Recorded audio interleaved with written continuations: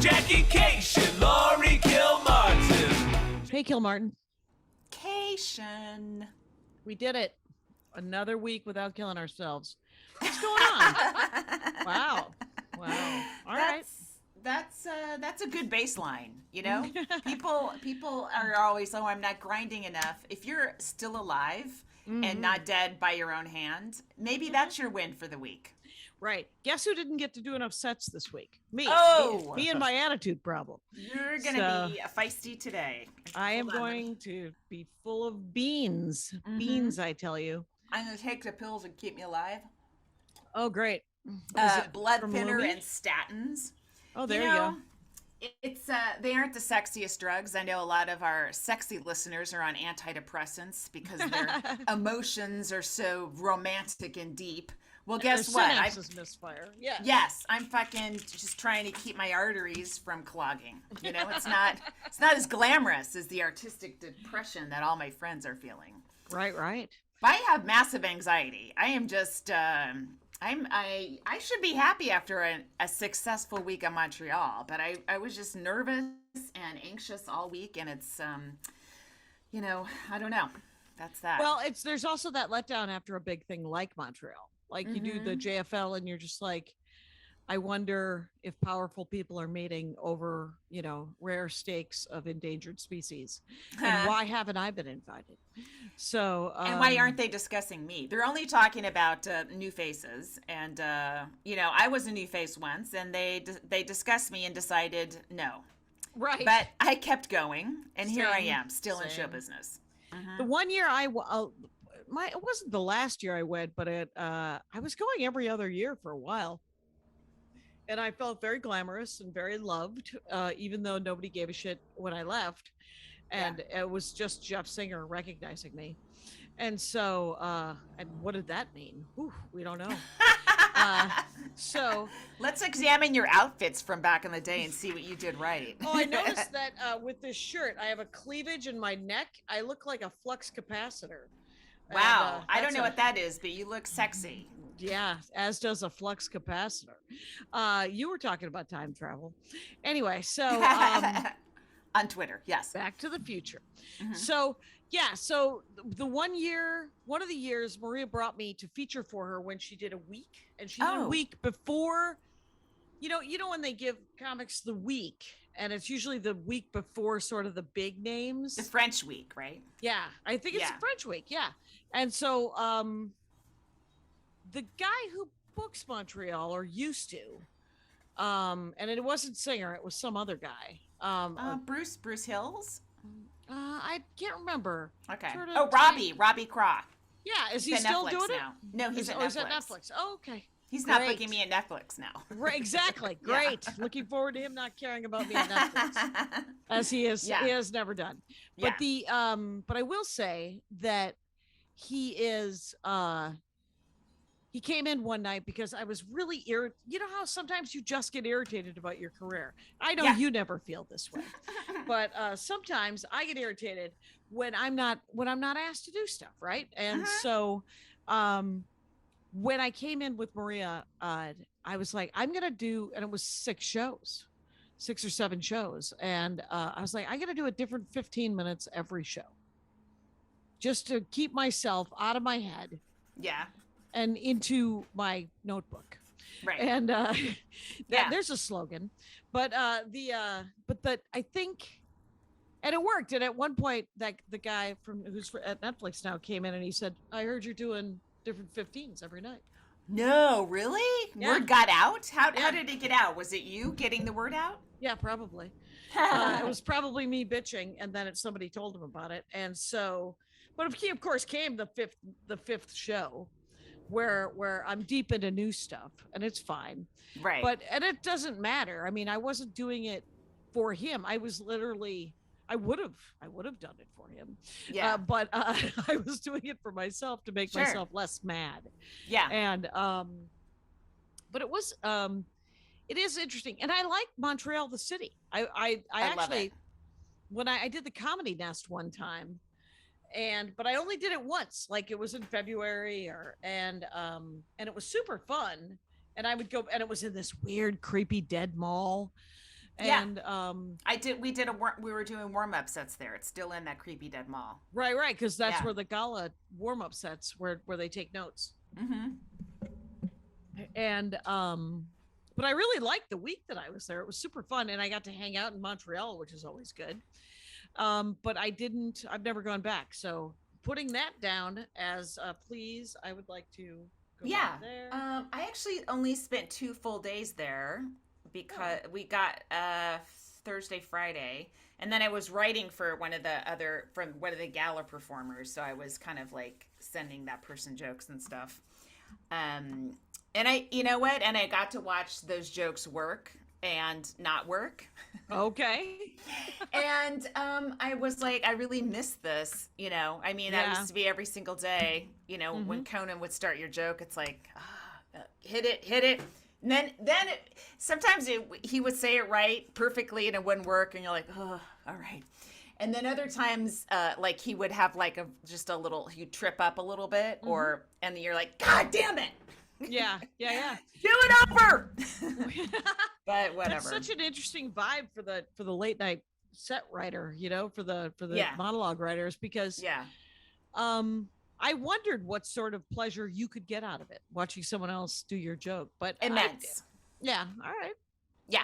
Mm-hmm. Yeah. Because Erin Foley did a tag of mine once on one of her late night sets. Yeah. And I did get a great deal of satisfaction out of how well it worked. So, yeah. Mm-hmm. Yeah, it's cool. So that was fun, and I felt alive for a little bit, had a sense of purpose, and then I came back and back to the old self. Yep. I did 2 sets on Friday at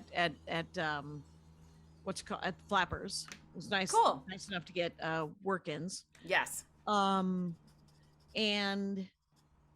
tried some of the new mom-in-law stuff first show. So you have new mother-in-law jokes. Yeah, didn't work. Landed like one punchline in 5 minutes, and so it was almost entirely premise. So second show, I had a 10-minute set and I couldn't face it, so I worked on the other new chunk. So,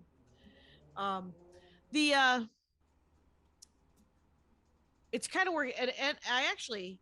Speaking of Erin Foley, I actually went to lunch with her and she had a really good tag for that one joke I'm working on in the gun bit. Yeah. And get this. Do you remember Mike Burton? Yeah. Okay, so he has done stand-up. Wait, there's 2. I think there's 2, right? East Coast Mike Chicago Burton. guy. Okay. Okay. Yeah. Maybe not. He's a tiny buff dude. Very handsome. He's about our age, and but he has been teaching Krav Maga. Oh, for interesting. 15 years. Okay. And so he did a set. It was very funny, but he said he hadn't been up, and he just started coming back to doing it. And we were at Flappers together. I saw him at Flappers. Yes. Okay. I did see him recently. Yeah. Cool. So we're walking to the furniture store to get our cars after our sets. And so this is a very local podcast, by the way. We're so local. Guys, you're crossing First in Magnolia to get to your car in the Ashley Furniture. At the Ashley Furniture lot. This is now an ad for Ashley Furniture, you guys. And so but there's 3 cop cars that have pulled somebody over.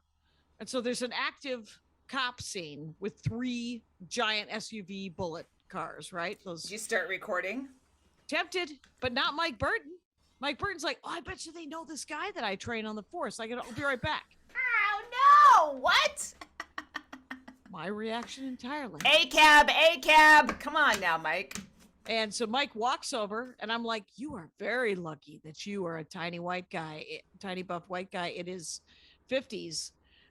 With a shaved head, walking up to these cops in the middle of their, performance or whatever cops call that. Sure. And and he wasn't killed. Right. A matter of fact, they both were like, "Hey, how's it going?" And then I go, "I'm gonna go get my car before you introduce me to the police." And so I start walking away. He's like, "No, I'm coming." He's like, "They did know him," and I was like, "Yeah, I'm sure they did." Anyway, it was such a weird experience. I had a weird experience this week.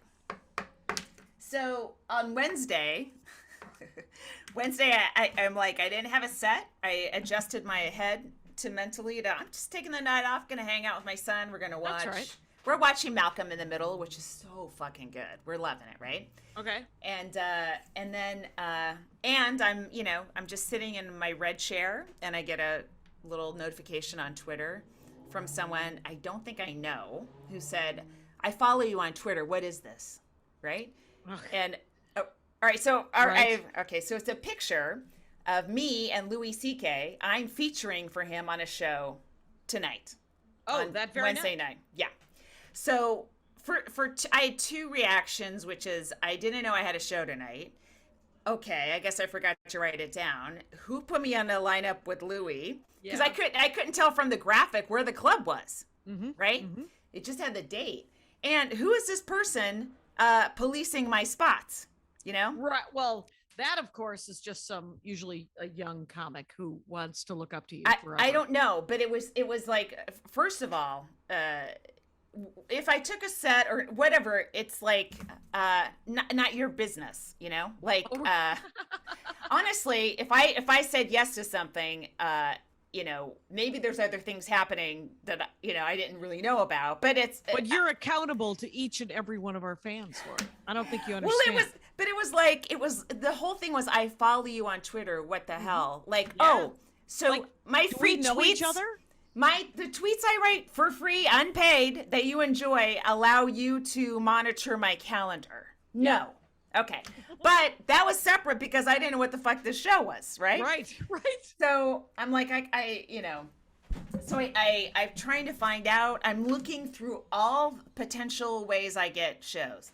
Twitter, Instagram, Gmail, and text, right? Those are the 4 ways basically people contact me for shows. I'm searching Louis. I'm like, how would I say yes to this and not remember it? Mm-hmm. And the date, nothing's coming up, right? And so finally, the person I asked the person who tweeted to me because maybe I didn't get mad at her because I needed more information from her. But I said, "What club is this? What is this?" Yeah, and she told me. So then I start looking again, searching my Gmail, and nothing's popping up. So, yeah. No, nothing. So, and I'm like, did I not know is it a produced show I said yes to? I can't figure it out. So I email the club, and I said, hey, I guess I'm on this show tonight. It's in 4 hours. I'm opening for Louis. And I just want you to know, I'll do it. I didn't know about it, but I'll do it. Just so you know, here's a link to an op-ed I wrote for the New York Times about what a piece of shit Louis is. So I'm surprised he okayed it. You know what? I never say no to spots, and I was already planning a little insurrection during my set. Oh, sweet.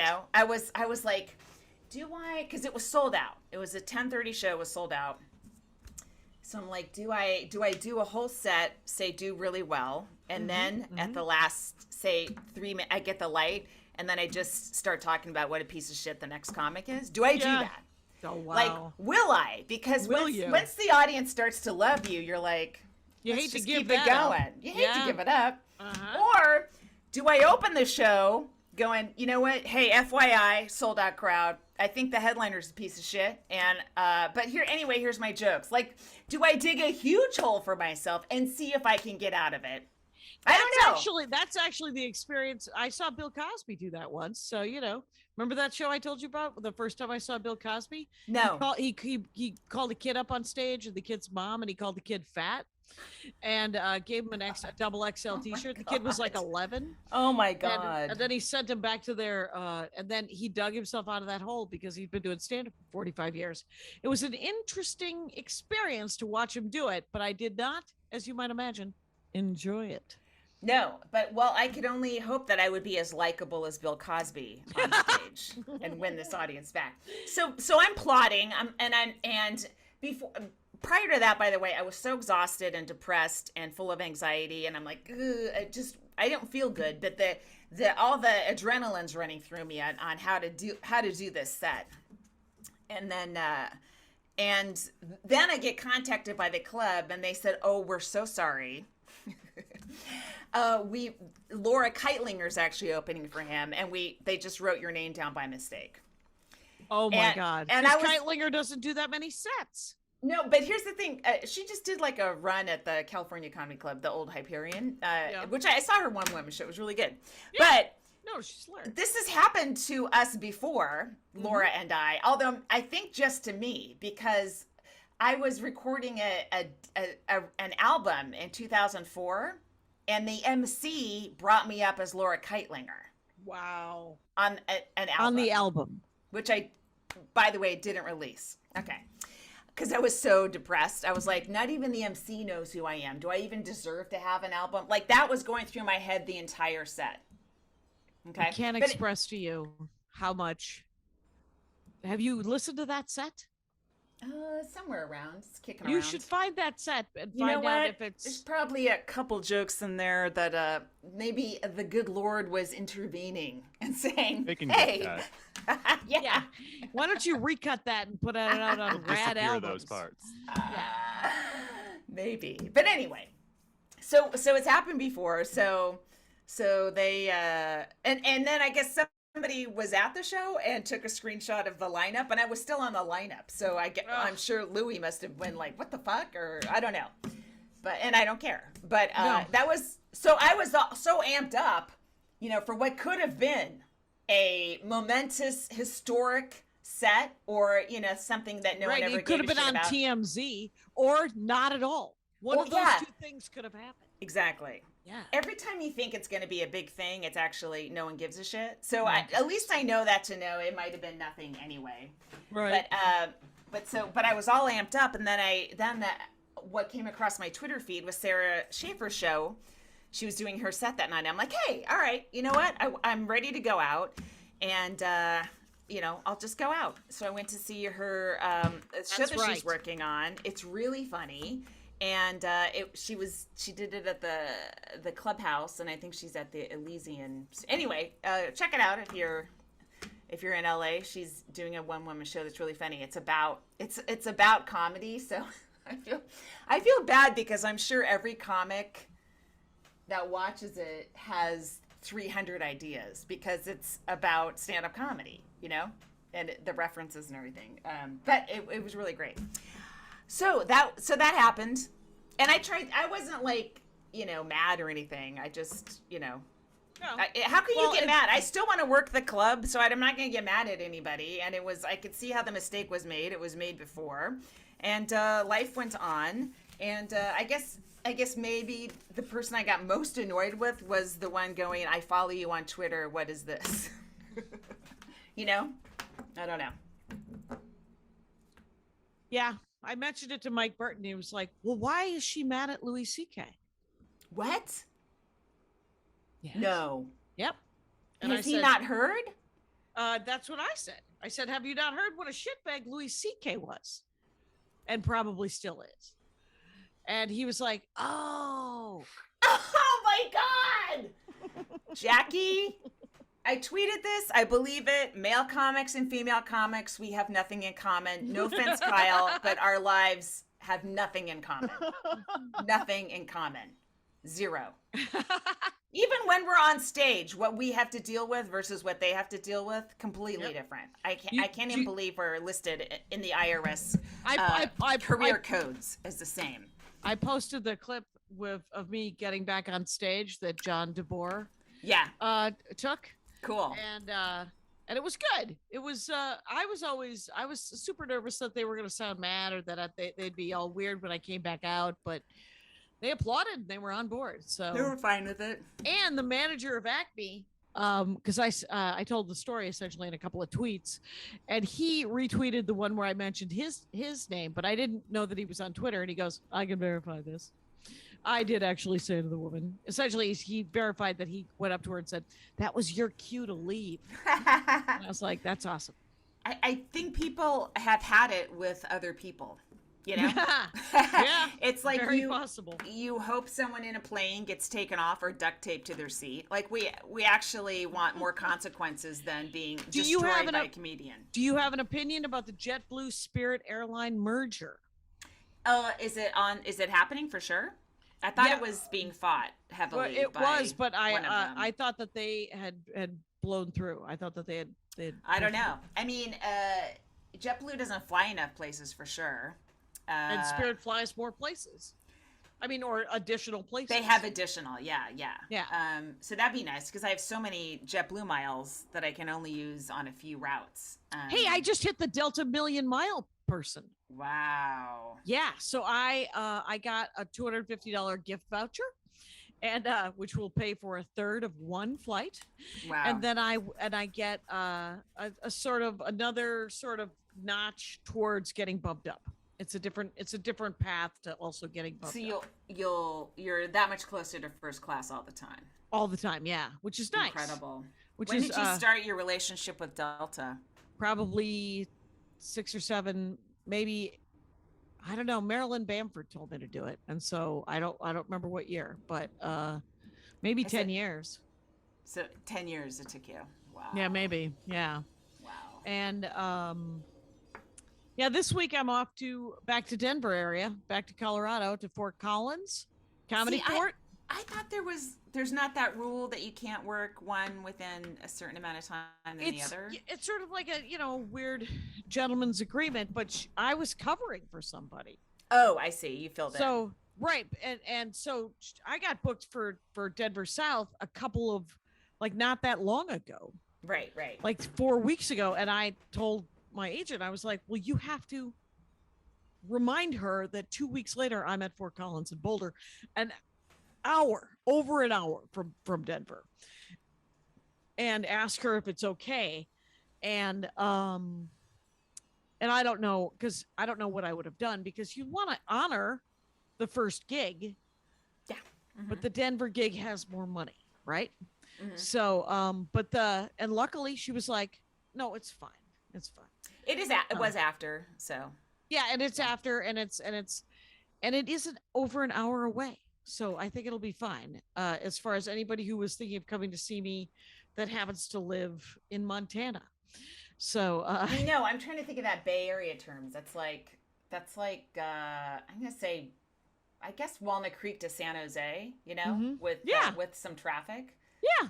I mean, anyone going to see a show in Walnut Creek is not also going to a show in San Jose. Right. Yeah. Or the other way around, right? And by the way, yeah. I'm at the Punchline next week. So this week I'm doing Fort Collins and Boulder, and then next week I'm doing the Punchline, and that's great. I didn't have I logged in every day this week for jury duty. Was never had to go in. Exciting. And last night. So you're done now? So I'm done now. Yeah. Until next year. I spent 2 days thinking about driving down to Brea to see Chad Daniels. Speaking of seeing other people do stand-up comedy. Okay. I guess Patton Oswalt was featuring for him. What? Oh, that's cool. Yeah. And at least for last night, I think he was. Yeah. And then Patton's headlining tonight down there. Oh, cool. And Sunday. I think he just dumped a bunch of material on a Netflix special that's coming out. So he's probably just in the rebuilding phase. Yeah. Yeah. The rebuilding phase is what it is. Mm-hmm. And he hosted my gala. Oh, that's right. Yeah. Carmen was down there last night, did a guest set, Carmen Morales, Chad's thing. And she was like, Patton Oswalt's really funny and fun to hang out with. And I was like, yes, yes, for the last 30 odd years. And well, you know what? A lot of times when comics get famous, they lose that joie de vivre. But yes, I'm maybe pronouncing it wrong. I've been in Montreal just recently, so I feel like I can speak French. But Patton hasn't. He's still a comic at heart, Just right. He's a road comic, with some cool gigs in between. So I didn't ask either of you, but you're both welcome, I guess. But the Dynasty wants me to do one of those and Friends shows. Mm-hmm. And on August 25th at 7:30 at Dynasty Typewriter. And write it down. You too, Kyle. What's the date? August 25th. It's a Thursday, Dynasty Typewriter. And I'm available. And I did see you post about it. And I did look at the lineup and not see my name. I didn't say anything. I'm like, she's allowed to have other friends, I guess. Laurie, let's not support this. Let's cut this right here. It's us and Andy, and that is all. Well, it's a hell of a lineup. I mean, so, and now with you two, it's going to be even better because it's, did two of them drop out? Is that why you're asking us? Nobody's dropped out. It's Maria Okay, Bamford. all right. Okay. It's Kira Sultanovich and Maria Bamford and me. And then Suli McCullough, who I haven't got to see do stand up in, several years. And so I was like, will you come and do stand up? And he said, of course. I said, we would be friends if we ever hung out. And he said, I think of you as a comedy friend, Jackie, which is a lot like saying work friend, but slightly better. And then, I think we would be friends if we hung out more. And same with Helen Hong, who has her sister. They have a baby. Her and her, her sister had a baby. Her sister, and she's co-parenting with her sister, her niece. That is so cool. It really is. And she also has a hell of a career, so it's not like she's not busy. And I was like, can you do it? So now, so that's, right. And then I'll host, and it'll be super fun. Exciting. Voucher. That reminds me, I have to deal with Air Canada. They should immediately just send you $300 when you had to go to a hotel. But now I have to submit through the website and then wait while they, so annoying. Ooh, my last Mike Burton story. He tagged one of my jokes, and it was a good one. It was just his tag actually. You ever somebody tags your joke and you're like, no, but that gives me an idea. Yes, right. That happens all the time, right? And I would say Mike Burton still gets credit for tagging my joke because he made me think in the right direction. Yes, that happened in Montreal. I was doing the alt show, and someone said, "Oh, when you said this, I thought you meant this," and I was like, "Oh, I see how it did." Yeah, I see how people, and I'm like, "Oh, are other people thinking that, and that's why it's not working?" Right. And then they gave me they gave me a tag based on what they had. What they had thought it was, which was funny, but it's like, oh, that's going to take this in a totally different direction than where I don't want it to go, but thank you. That's exactly what Mike did. Yeah. But what you said makes me realize I have to pick another phrase completely because it's reminding people of a different phrase that has nothing to do with what I'm talking about. Exactly. Yeah. But I didn't want to say it to the person that gave me the tag because they were excited about their tag because it was funny within itself, but it doesn't belong in that bit. Right. But you can't tell someone that, No, and they did help in a certain way, and it and whenever I've tagged anything, like I walked into the Yoo-Hoo show that I was on. Have we ever done? I think it's Allison Schmidt. Have we ever Comic of the Week to her? Because she had a very astrology Jesus joke that was kind of epic. And I was watching all the different comics. There were a bunch of women, and it was actually a really nice, good job, Josh, on the lineup. Nice diversity, nice non-homogeneity, shall I say? Because there was also some white guys, but yeah. She has not been a Comic of the Week yet. Brittany Schmidt has, though. Okay. But she won't be this week's Comic of the Week. So we have a different one lined up. Right. And I'm just talking about how great that joke is. Right. Yeah. We can always discuss these things off the podcast, Jackie. No. I needed to fill that 37 seconds. Okay. All right. And just look at it now. Look what's happening right now. We filled another 10 seconds with a conversation about how this conversation could have happened elsewhere. We'll be back next week, guys. It's over. Let's take that break. Seriously? I mean, you were almost basically on time, so we're taking it a minute early. Let's do it. How about the Comic of the Week? Let's do that. Oh, our Comic of the Week. First of all, I thought she had been a long time ago. Elayne Boosler. Elayne Boosler, an icon, in for the duration, doing stand-up. Yeah, I mean, okay, and I always, you and I are getting to the age where people introduce us that way. Certain, like. Oh yeah. whatever, right? Which you go, all right, I get it. You're like, I get it. I also have to do stand up after you introduce me. So Yeah, if you but, could not introduce me as the Lord Jesus Christ, who's going to cure your cancer, and that'd be awesome. And it's also just it's about how long we've been in the business and not how good you are, which is also irritating as well. But I think people mean well.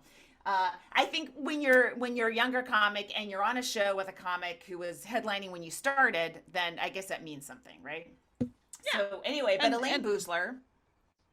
Yeah, who has always been funny and continues to be funny. And what is her handle? I don't even know. Okay, so it's Elayne Boosler, ELAYNEBOOSLER. Okay, so but she had a bunch of specials in the 80s, right? She retained ownership of them so that she got all the money. I feel like she was the precursor to our royalties fight with with Spotify and stuff. She didn't share the money. You seem very distracted. You're cleaning your glasses, you're looking. Oh, well. It's first Mr. guest. Cation.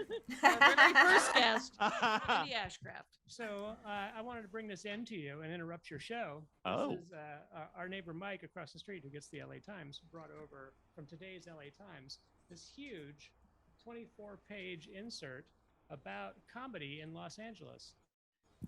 Is that the one, the 60 best venues. places to do? It's I think Jake from It's Comedy been Bureau online. did some writing. Comedy Bureau's got a piece in there. Yeah. Comedy I Bureau think it's has about books on there. comedy spaces and not the if two there's comedians everyone's ignoring for the last 35 years, Laurie Kilmartin and Jackie Cation. It's true. We should take as a personal slight this show is not on there. Why don't you leave that and take it on the arches? Oh, he wants it back? Then it's online. Tell him that I have the internet. He wants it back. That's our neighbor, who I love dearly. I love everybody. I'm hoping not to be a monster. Oh. Guess what? Unsuccessful. Go ahead. Elayne, so she recently sold a very gorgeous apartment in New York City. She had a place on Riverside Drive. Like she posted it. I think she posted the listing on Redfin or something. It was incredible. And she moved to Italy. So she lives in Italy. She's not running. April Macy might be able to get her some work because April Macy. What? April Macy does stand up everywhere. But does she live in Italy? Part of the time, yeah. I thought her. Wow, that's insane.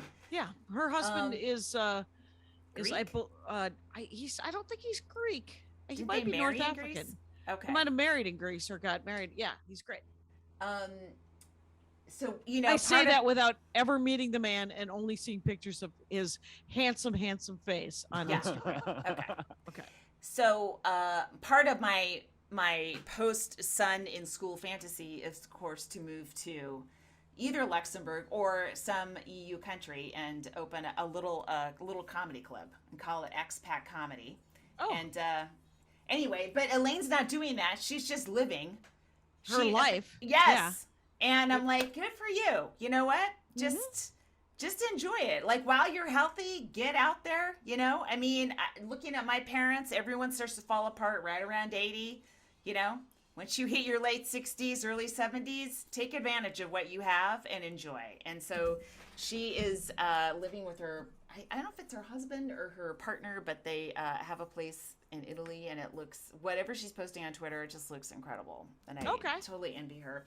And she was a great comic. She is a great comic. She was a great influence when we were coming up, I think. Totally. And has always been funny. So congratulations for this possibly unneeded comedy Jackie and Laurie bump. You know what?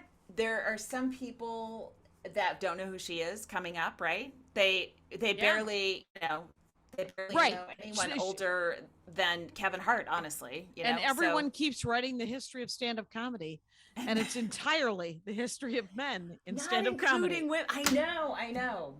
We need a female historian to start writing about comedy. We need someone to start poking around and not. It needs to go as a flag in your head when you have 20 chapters and they're all about men.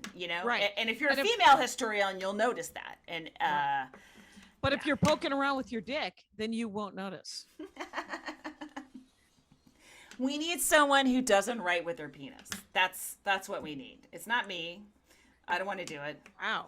No, it isn't. The fact that you're willing to open a comedy club called Expat Comedy makes you willing to open a comedy club. So we have already parted ways. Jackie had already closed. That's how. Apparently, I emceed too much there, and everyone knew my act. I know how the story goes. It's already a failure. Oh, by the way, so the drama of Elayne Boosler keeping her rights and the Spotify thing, I keep getting announcements from different I got producers. You have different record labels. You have your albums on so many different labels. They all have different relationships with. No, we got one on the thread. Okay. But that label that I just typed, they just emailed me and said that my stuff should be back up on Spotify by Monday. Okay, that's fine. But it's not Pandora and Sirius. The only one that pays is Sirius. Yes. So Spotify is, I guess it's fine. It gets your name out there. Well, I have to fill rooms, right? I know. Does that lead to filling rooms? I mean, Pandora actually leads to filling more rooms than Spotify does, and Pandora is owned by Spotify, or Spotify is owned by Pandora. Sirius owns Pandora. I mean, that's what I mean. Sirius, yeah. So whatever. Look into your stock options, everybody. Who gives a shit? But whatever it is, the one that I need them to play all of those is the one that's owned by, Sirius. The blue collar comedy dudes need to play my stuff 24/7, and then all of a sudden 900 million people that I may or may not have anything in common with will come and see me do stand-up. I don't think the Blue Collar Comedy Tour owns Sirius. No, but they have a show. The two of the guys, Ingbal. Oh, they do. Fox, really? Yeah. Oh. And they used to play a bunch of my stuff. Oh, I didn't know that. Oh, wow, that's cool. I wonder if they played any of mine. I worked with Bill Engvall at Tommy T's in San Ramon. So he owes me one. I never messed up his intro once. And then Foxworthy I worked with in Anchorage, Alaska in the very early 90s. And there's actually a picture of me taken at Portage Glacier when it was still ice. Yeah. And not like a river. Right. River. Yeah. So he owes me as well. Right. Okay. People owe you. They owe me. So, yeah, but there's a bunch of different stuff. There's a bunch of stuff happening with all of there's some movement on Spotify. I don't know that it will be movement that will do anything to affect the Sirius XM Pandora business, but all I know is I just, I'm on the road a bunch. So I'm also going to Portland. I'm doing the Siren again. Oh, cool. September. And then I'm also opening for Brian Regan around here. Awesome. In September. But, I'm looking forward to that August 25th thing in town. I'm looking forward to being in town for a couple of weeks. I want to go to New York, but I can't figure out what 2 weeks to go in because I also have, that's September. I think I'm also working 2 weeks in October, 2 weeks in November, and 2 weeks in December. And I don't want to be gone 4 weeks in one, even though I could be, but I would miss Andy. Because it's basically it's 6 weeks. Yeah, so basically it's 6 weeks. Yeah. And I, and I do want to go to New York, and I want to remind people that I exist. When are you going to New York again? I don't know. School's starting up pretty soon. I have things through the end of August. I'm going to Laughs in Seattle, August 19th and 20th. This weekend, I will be in Chicago at the the Den Theater. Ron Funches was just there. I guess he sold out a bunch of shows. He's on Loot, though. He's on an Apple show. So that's helping to fill the room. And plus, he's Ron Funches. So far, I've not been alerted that my shows have sold out. So, everybody retweet. Everybody. Yeah, you can retweet. But also, if you're there, come to the show. Apparently, it's a great venue. Ron said it was really, his favorite venue. It's such a good venue. I opened for Bamford in it. Oh, and, really? Yeah. and she sold it out, of course. And it Oh was, yeah, just rub it in, Jackie. Everyone's selling it out, You know but why? old Kilmartin. Do you know why she sold it out? Because she is Ron Funches. A lot of people don't know that about Maria Bamford, is that she's actually Ron. Had no idea. And so, but everybody could just, we have a lot of comics who listen, who live in New York, or who have lived in Chicago, and they could help spread the word as well. That would be cool. Yep. Yeah. So that, and but that I haven't organized New York stuff. It's we're getting back into school. Yep. Primary caretaker. Still, child is still under 18. And you know what I've noticed is, like, Felicia Michaels said this about teenagers, is they actually need more mothering than when they're littler. Like it doesn't stop just because he has all of his toes and fingers and can make his own sandwich. I don't think that it's over. Yeah. He actually was born with all of his toes and fingers. But yes, I see your point. Yes. The whole time? Yes. He didn't grow them later on. But he's, like, aware of every second that I'm gone now. Like, when he was 7, 8, 9, whatever, it was, he'd be asleep, I'd dart out, or, my mom would put him to bed or something. But now it's like, if I'm gone, he's alone at the house. And, it's still not fun to be alone. So I've been bringing him to comedy shows. Yep. Which I fear has given him the idea that he should try comedy. Wow. But that's a separate problem, guys. That's a separate problem. That's something. I mean, here's the thing about doing stand-up comedy, and Right. and tell me if you disagree. But I think that if you think to yourself, I want to do stand-up comedy, you should definitely try it. You should. Because you will know almost immediately. Right. You really Yes. want to do stand-up Yes, comedy. yes. Yeah. Because you'll be like, no, this is gross, or Yeah. that wasn't fun, or I think I could probably be good at this, but it's way too much work and not enough reward. There's 1,000 reasons to not do it. And the only reason to really do it, it's sort of like he draws, right? Yeah. If you said, well, you're never going to make a dime drawing, he would still draw. Mm-hmm. If you told me I would never make another dime, and do not tell me this, doing stand-up comedy, I would still do stand-up comedy. Because I don't know. Yeah. I mean, believe me, I I'm paying shit over at the Expat Comedy Club. So you're more than welcome to make $0 there. Finally. Right. But also I was, it could be just the thing he was floating out there to see how I'd respond and stuff. Right, just to light you up. But I told him, I'm like, you do whatever you want, just so you know that you're saying this at a week where I'm wearing a pass, and I hold up my pass, and people are like, oh, come on in. Oh, please, where can we? Oh, over here, can we get you a drink? Like, this isn't how comics are normally treated. Oh, right. Did he say it during Montreal when you guys? Oh yeah. Oh yeah. Yeah. Oh, I mean, why don't you take him to Peoria? Exactly. I'd want to start comedy in Montreal as well. It looks fun. Everyone's in a good mood, and you get your little elitist little artist pass, and it gets you in, and you get to say I'm with her, right? It's fun. Sure. Yeah. But being an open mic for 2 hours. Have 3 hours. Have names drawn, right? Yes. And it's never you until It's like never 19th. you. And then all the comics are gone. There's no one to perform to but the MC. Whatever. And you try I don't your know. 3 minutes, and you've had to sit through 12 people talking about their bodily functions and Right. their racist attitudes and their sexist attitudes and their dumb. Yeah. Yeah. Guys, don't forget to try stand-up comedy, the Jackie and Laurie show. But I do say that, so my second set at Flappers, and this was gratifying, even though it shouldn't be, because I've been doing stand-up for so long, it should be expected. Yeah. But because I don't know if you know this about me, as I'm a legend. And and when I'm introduced.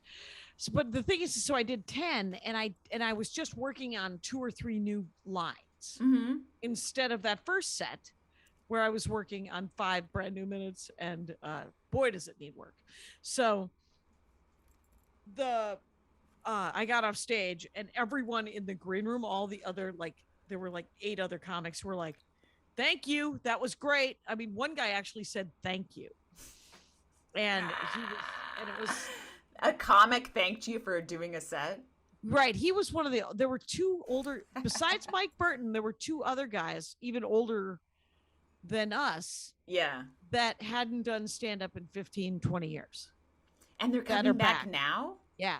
That's so strange. Like, right? Why? Well, I had that guess same the pandemic, thing. Right? You're just like, I miss it. What the fuck? Maybe. I guess. Mm-hmm.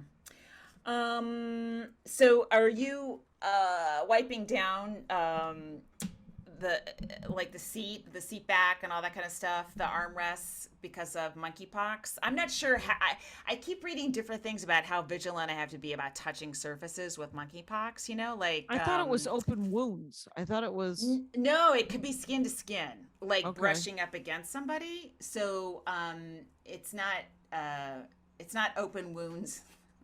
Brushing up against open wounds. I mean, that is kind of preventable with Band-Aids, but right.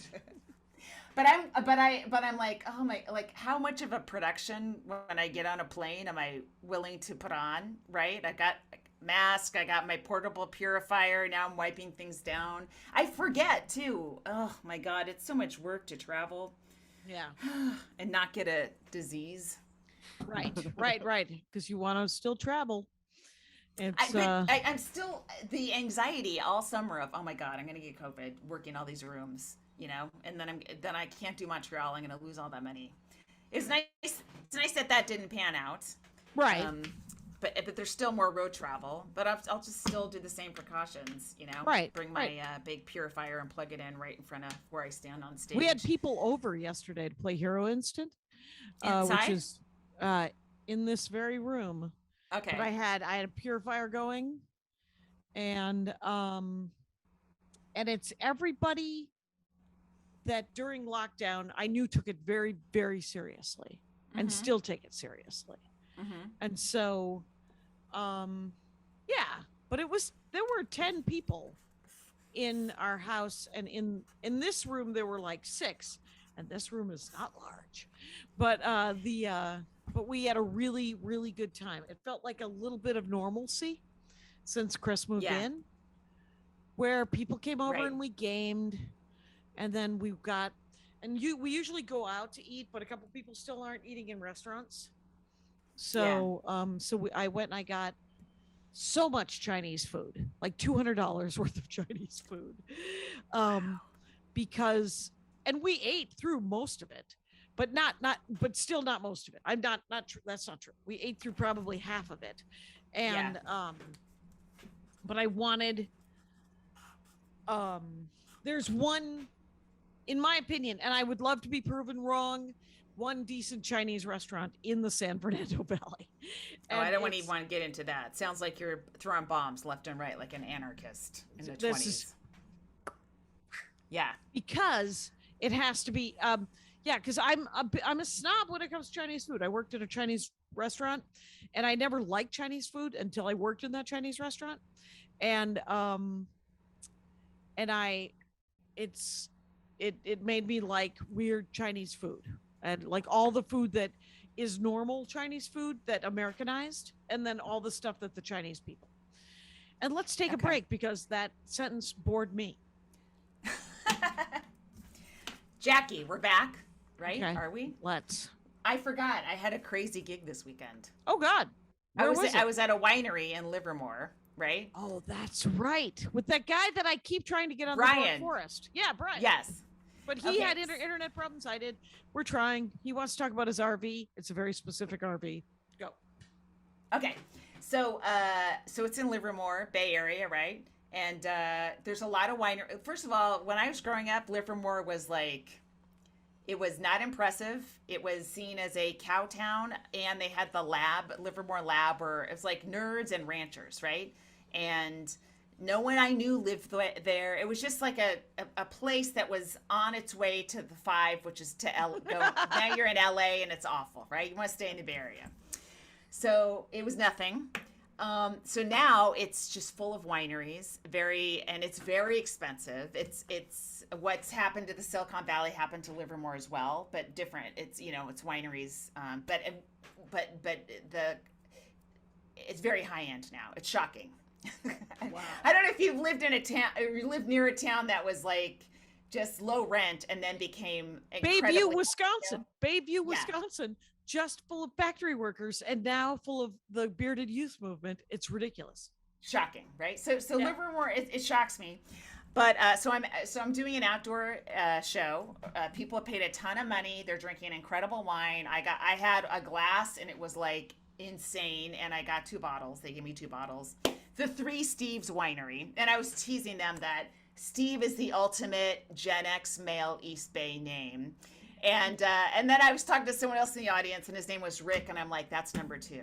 I knew so many Steves and Ricks. They were like 2 years older than me. It was like across the board, right? Then David's came into whatever. But what I'm saying is there were so many Steves. Like all my friends' older brothers were named Steve. It was ridiculous. So, oh, go ahead. What? Oh, my, if I guess my mother had a miscarriage and was going to name the kid Steve. Thought I'd bring it down. Keep going. Wow. Yeah. No, now we're going to call the winery 2 Steves because your mom lost one. All right. So it was a lot of fun. So we're on the flatbed of a truck, right? And people are sitting. Oh yeah, they're seated outside. Behind me are the beautiful hills of Livermore. In front of me is Mount Diablo. It's gorgeous, right? There's like little tinkle lights or whatever they're called, twinkle. Sure, those little backyard lights. Just built for stand up. Yes. So it's outdoors. It's hell, right? Outdoors is always hell. It's always hell. But so Livermore is so popular now. There's so many wineries there that there were 2 more wineries within, I don't know, half a mile. And one of them was actually down a hill. So I'm going to say a 2-minute walk down a hill. They are also doing outdoor events at the same time as my stand-up show. All right. The one this way has a 80s cover band playing the classics, Heart, Right. Queen, Eurythmics, Prince. And when I got to my closer, they started playing Play That Funky Music, White Boy. And I'm like, holy shit, I need to get this joke over and get the fuck out before the audience starts like dancing to it, you know? And then below me is a drag show that I don't know what's happening, or people are coming out, or like drag performers are coming out and dancing or whatever. But so they have, it's silence and then an explosion of applause. Wow. And then silence again. And this is happening the entire time I'm on stage. Wow. It was just a lot to talk over. And I was like, you guys need to coordinate this shit. Mm-hmm. You know, the wineries, like somebody takes Saturday, somebody take Friday, somebody takes Sunday. Right. Because you can't have, this is ridiculous. Yeah. Yeah. Yeah, that is my so voice much. is kind of shocked because I was yelling. Because you're yelling outside into a microphone because Yes. they can hear you, but you can't tell. So that's the biggest you know, problem.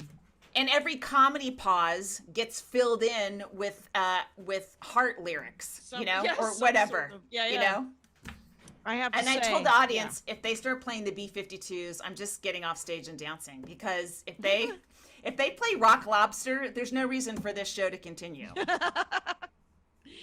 I have a September 9th show at a resort in San Diego. Oh, called is the it Mission Bay Resort? Is that Kimball's and Bits? My agent booked It it is. out of the blue. Okay. Yes, and it's indoors. Oh, good. Yeah. But I have to. It's and there's a hotel. Yeah. Mhm. Okay. I did it a couple months ago. Oh, nice. It's indoors. It's fun. It's I followed like 4 or 5 comics. Maybe there was like maybe 1 or too many acts in front of me, but it's a lot of San Diego comics that are doing spots. So Is that yeah. what you Mhm. made? Okay. Yeah. Mm-hmm. Okay. Guess what's happening for me on September 9th? What? You having a Well, baby? Well, no, what? the secret show that I did and I can't talk about Oh, wait, that one? comes out. Yes. Wait, Ooh. how come Yes. how come you can't talk about it now?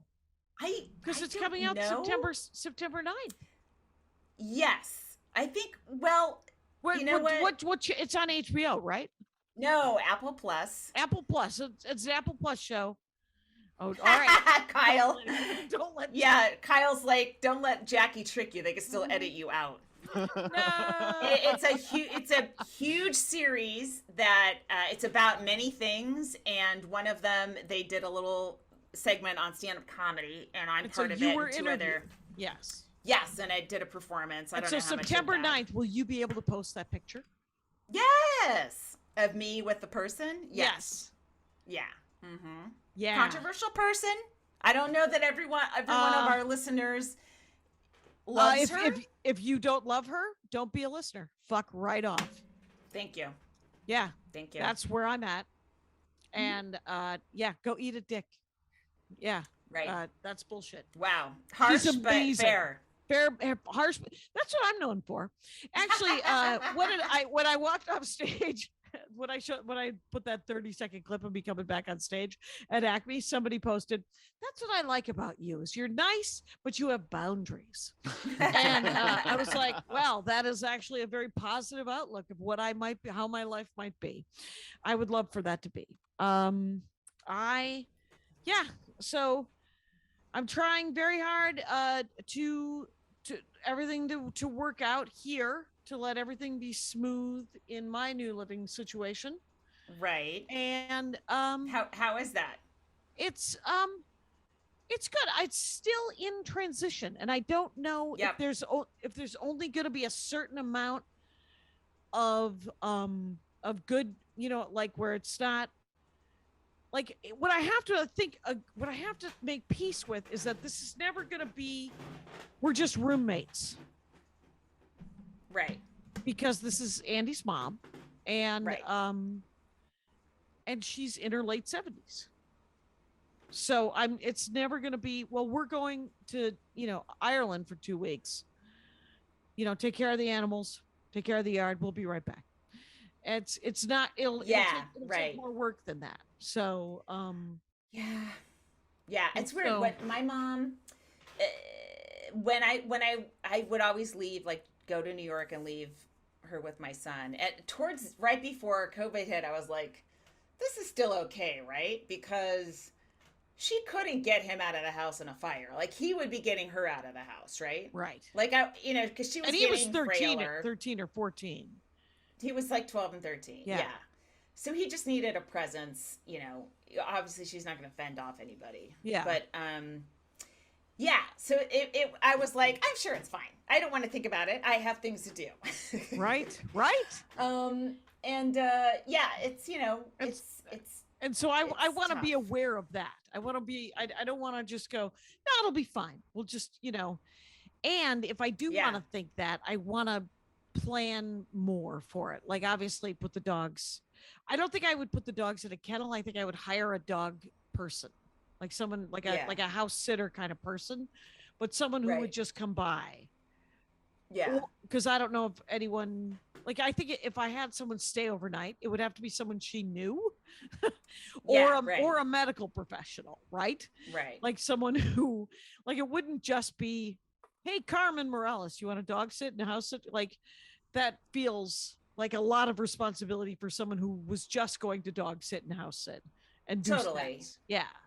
And that's it costs a lot of money. That costs a lot of money. I think it would cost a lot of money. And but so those are the things that I'm coming to peace with and I think will take a minute. It'll take some. Which is why yesterday having people over to game was super fun. Felt like it was all working out. The hard thing with old people is they are only going to decline. And that the thing with kids is they're only mostly, unless you're in a terrible situation, they're only going to improve. They're going to get more mobile. They'll be able to take care of themselves more, and the parents go the other direction. So that can be a little bit like, you can't tell yourself, well, this is going to get better, because it won't. Right. And I don't know how to. I also and we will not know. Like I don't think there'll be a definite delineation of, well, now it's so bad you have to go into assisted. I don't know how to do that either. And we're not anywhere near that. So it's fun. Yeah. And my voice is real scratchy, so I'm going to go away. Bye.